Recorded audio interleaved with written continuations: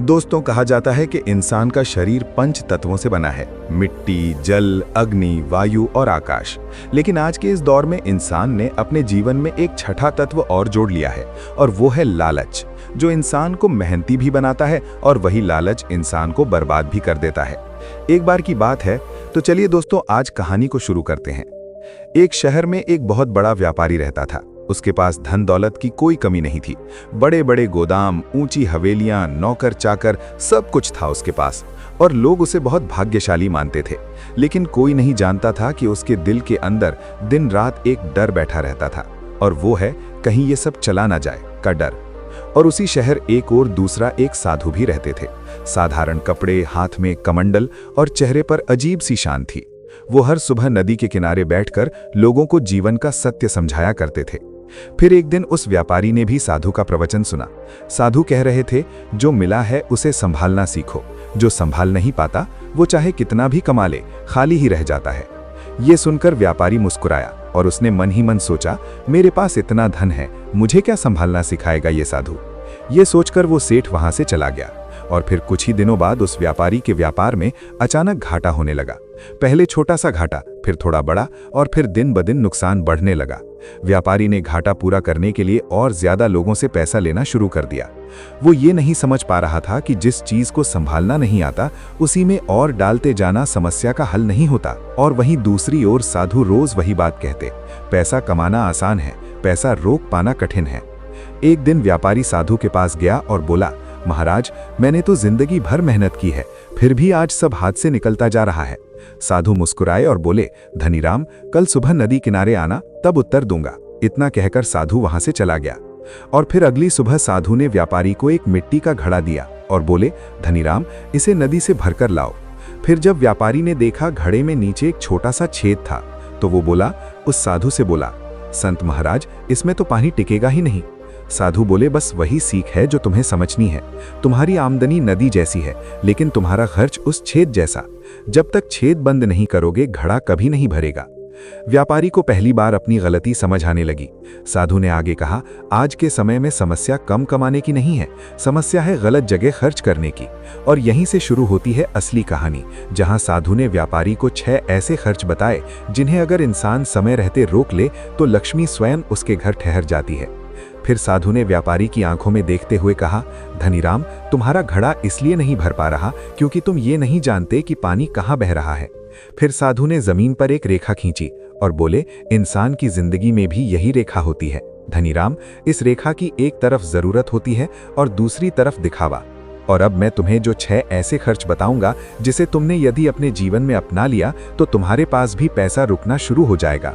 तो ध्यान से सुनो 6 खर्चों को। साधु ने आगे कहा, तो धनीराम, पहला खर्च जो इंसान को अंदर से खोखला कर देता है वो है दिखावे का खर्च। साधु ने आगे कहा, जब कोई आपके पड़ोसी नई गाड़ी ले आता है तो हमें अपनी गाड़ी पुरानी और बेकार लगने लगती है। जब कोई रिश्तेदार महंगा फोन ले ले तो अपना फोन छोटा लगने लगता है। यही तुलना इंसान को गरीब बनाती है। साधु की इस बात पर व्यापारी ने सिर झुका लिया, क्योंकि वो समझ गया था कि उसने भी यही किया है। साधु ने आगे कहा, दूसरा खर्च है लालच वाली स्कीमें। छूट, ऑफर और बोनस के नाम पर इंसान वो चीज भी खरीद लेता है जिसकी उसे कोई जरूरत नहीं होती।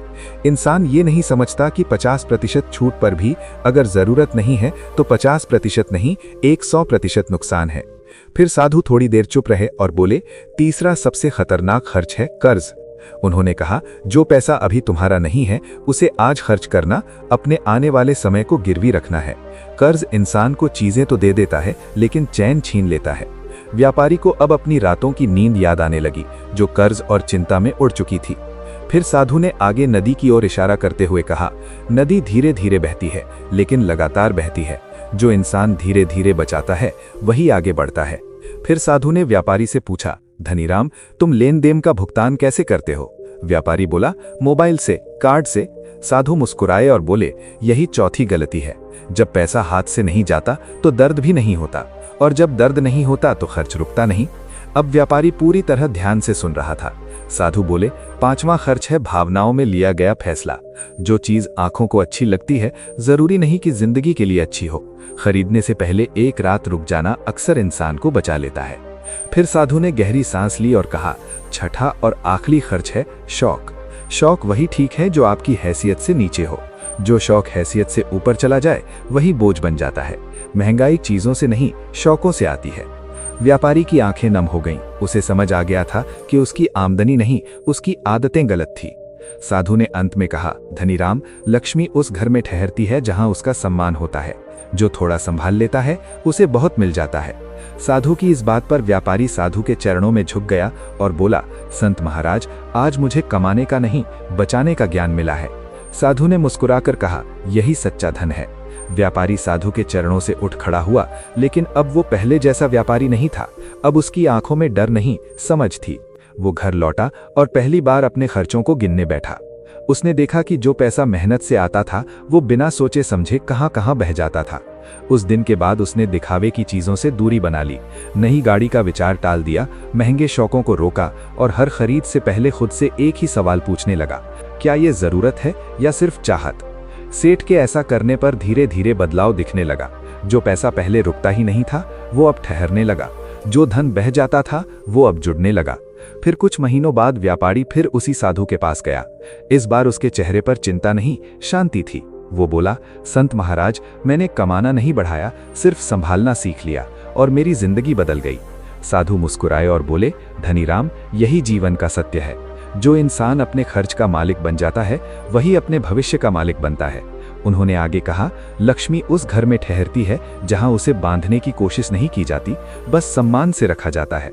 और एक बात और, जीवन में हमेशा याद रखना, नदी धीरे धीरे बह रही थी, जैसे समय बहता है, जैसे पैसा बहता है। जो समझदार होता है वो उसमें हाथ डालकर डुबकी नहीं लगाता, बस सही दिशा में नाव चला लेता है। दोस्तों, ये छोटी सी कहानी हमें ये सिखाती है कि अमीर बनने के लिए सिर्फ ज्यादा कमाना जरूरी नहीं, बल्कि सही जगह खर्च करना और गलत जगह रोकना ज्यादा जरूरी है। क्योंकि याद रखना, बूंद बूंद से घड़ा भरता है। ये कहावत आज भी उतनी ही सच है जितनी पहले थी। अगर हम आज अपने छोटे छोटे फिजूल खर्च रोक लें तो आने वाला कल अपने आप सुरक्षित हो जाता है। तो दोस्तों, आप भी याद रखो, खर्च कम कीजिए, समझ बढ़ाइए और लक्ष्मी को अपने घर में ठहरने का कारण दीजिए। दोस्तों, आपको ये कहानी पसंद आई हो तो हमारे चैनल MS ऑफिशियल को सब्सक्राइब कर लीजिए। फिर मिलेंगे एक नई सीख, एक नई कहानी के साथ। तब तक के लिए अपना ख्याल रखें।